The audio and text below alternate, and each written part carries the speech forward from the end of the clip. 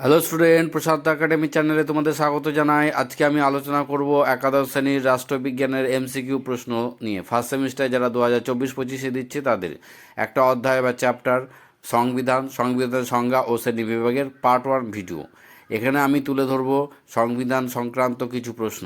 এই প্রশ্নগুলো শুধু একাদশ শ্রেণীর ছাত্রছাত্রীরা নয়, যারা কম্পিটিটিভ পরীক্ষা, চাকরি বাকরি পরীক্ষার জন্য বসছো তারাও এই ভিডিওটা দেখতে পারো। তাদের জন্য এই প্রশ্নগুলো খুব ইম্পর্টেন্ট।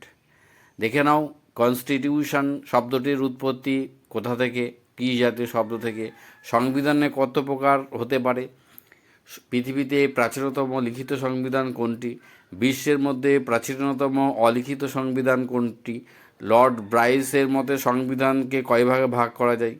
প্রশান্ত একাডেমির এই নির্বাচিত কোশ্চেনগুলো খুব ইম্পর্টেন্ট, তোমরা ভালো করে দেখো এবং নথিভুক্ত করে রাখো। আর যারা আমার এই চ্যানেল প্রথম দেখছো, এখনও পর্যন্ত প্রশান্ত একাডেমি চ্যানেলটি সাবস্ক্রাইব করোনি, তারা অবশ্যই সাবস্ক্রাইব করবে। এখানে লেটেস্ট ভিডিও, বিভিন্ন সাবজেক্ট টপিক্যাল আলোচনা হয়, তুলে ধরা হয় সম্ভাব্য কোশ্চেন।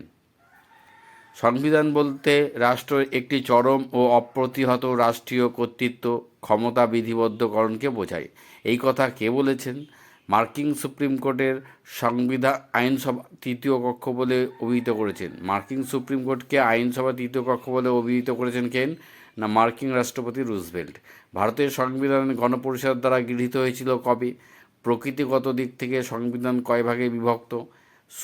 সুপরিবর্তনীয় সংবিধান সার্বভৌম ক্ষমতার অধিকারী কি?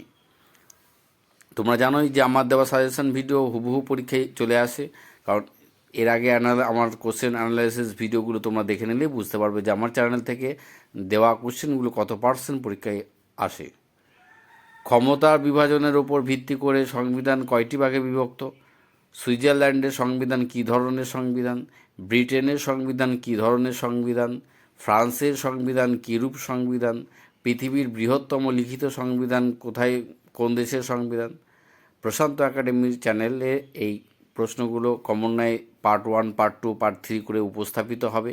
তোমরা দেখতে থাকবে নিয়মিত। আর যারা এখনও পর্যন্ত প্রশান্ত একাডেমি চ্যানেলটি সাবস্ক্রাইব করোনি, তারা অবশ্যই প্রশান্ত একাডেমি চ্যানেলটি সাবস্ক্রাইব করে রাখবে, কারণ এখানে বিভিন্ন সাবজেক্টে টপিক্যাল আলোচনা এবং ইম্পর্টেন্ট কোশ্চেন উপস্থাপিত হয়। নিউজিল্যান্ড এবং আয়ারল্যান্ডের সংবিধানের নাম কি?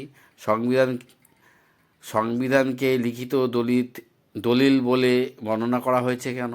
ভারতের সংবিধান কেরূপ? ভারতীয় সংবিধানের জনক কাকে বলা হয়?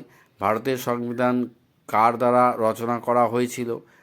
আমার দেওয়া এই সাজেশন ভিডিও পরীক্ষায় আসবার মতো, তাই তোমরা অবশ্যই প্রশ্নগুলো দেখো আর লিখে রাখো। প্রশান্ত একাডেমি দেওয়া এই কোশ্চেনগুলো খুব ইম্পর্টেন্ট। আমি এরপরে আবার টপিক্যাল আলোচনা এবং প্রশ্ন তুলে ধরবো। তোমরা নিয়মিত দেখতে থাকো প্রশান্ত একাডেমি চ্যানেল। আমার এই ভিডিও যদি তোমাদের পছন্দ হয় তাহলে অবশ্যই লাইক করো, কমেন্ট করো, প্রয়োজনে বন্ধুদের বাচ্চারা শেয়ার করো। অবশ্যই চ্যানেলটি সাবস্ক্রাইব করো।